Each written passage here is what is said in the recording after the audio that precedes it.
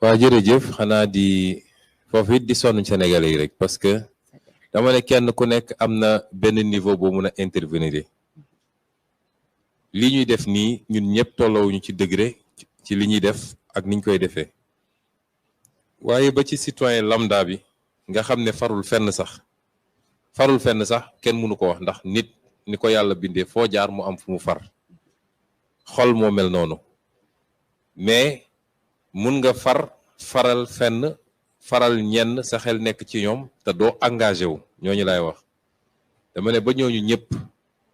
kenn ku nekk am na foo mënee ak loo mën ki nga xam ne nag moom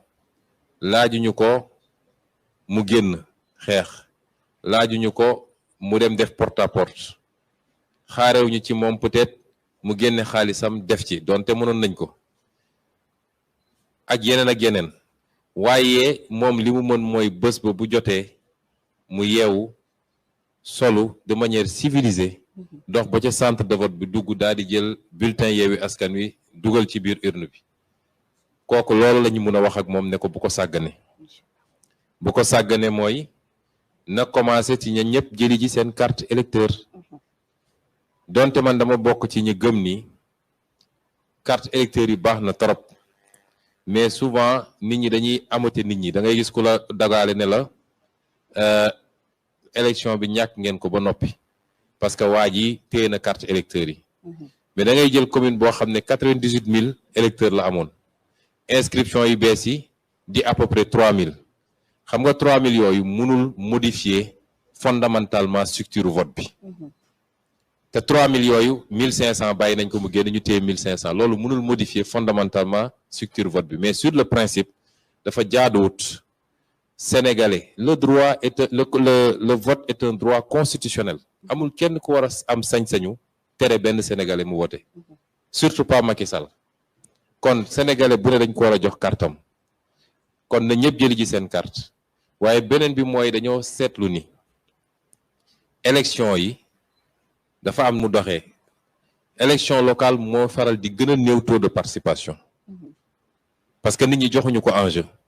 élection législative tegu ci élection présidentielle doog a ñëw boo seetee nit ñi élection présidentielle la ñuy gën a génn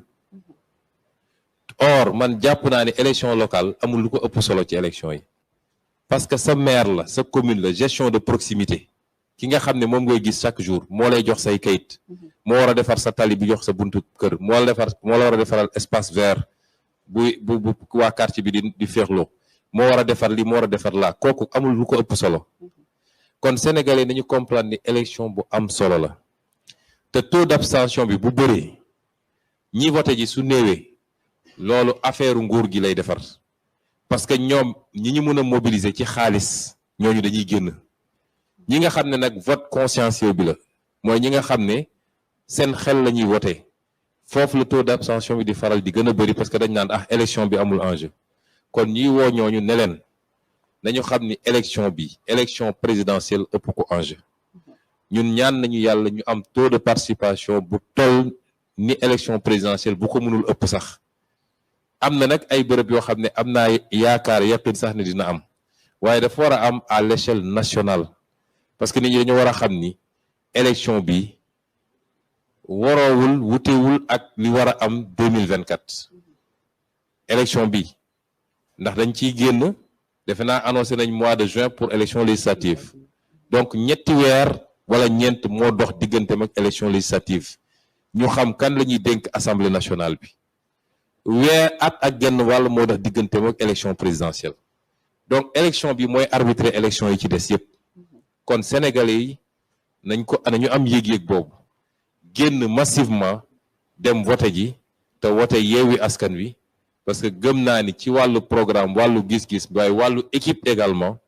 Yewwi Askan Wi moo am les meilleurs profils les meilleurs programmes la meilleure équipe kon na sénégalais yi génn